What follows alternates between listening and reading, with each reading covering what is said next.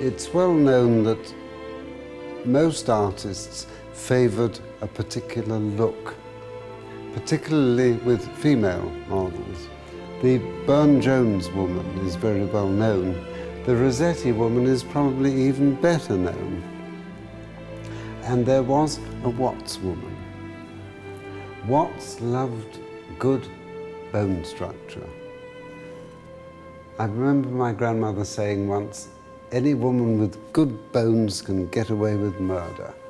And you can see the structure of the face, the cheekbones. It could almost be Mrs. Watts herself. But it is in fact Katherine Webster, who was a professional nurse, who was engaged to look after Mary Watts at a time when she wasn't well, hence the title of the picture, Sympathy. It's an interesting halfway house between a subject picture and a portrait. It's a true portrait of Miss Webster, but painted as a subject picture entitled Sympathy. But it is the construction of it that is so beautiful. I think it's by no means easy to paint a full face without use of a bit of shadow. And Watts has pretty well brought it off. And also you see another fine example of something by which he set tremendous store, and that is the lower lid of the eye. Now, a first-rate portrait painter like Watts will always get it right.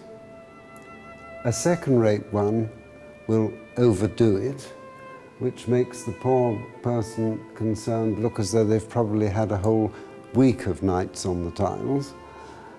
A third-rate portrait painter will just leave it out altogether, which makes them look nothing short of vacant.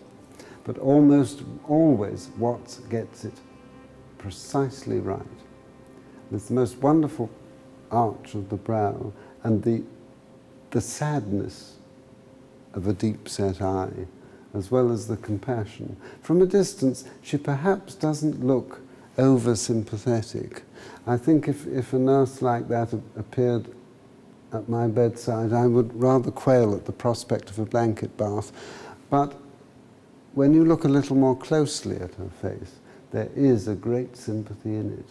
The expression in the eye has caught it.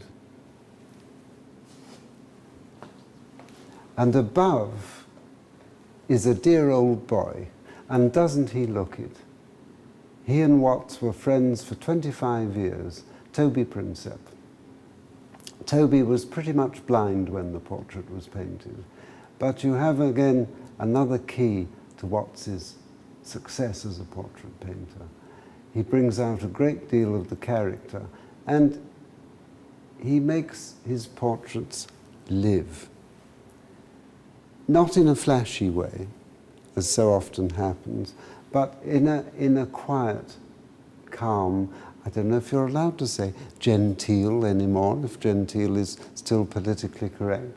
But look at the light on Toby's brow.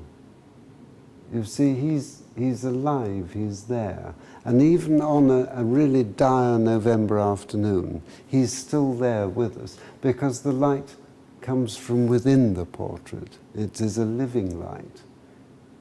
It's been very carefully built up. Some of Watts's portraits are almost sculpted in the way that he is so careful with his drawing and building up the sort of underlying layers of the structure and building up the underlying layers of the character as well. And wouldn't you think that dear old Toby would be everybody's favourite uncle? And curiously enough, he was.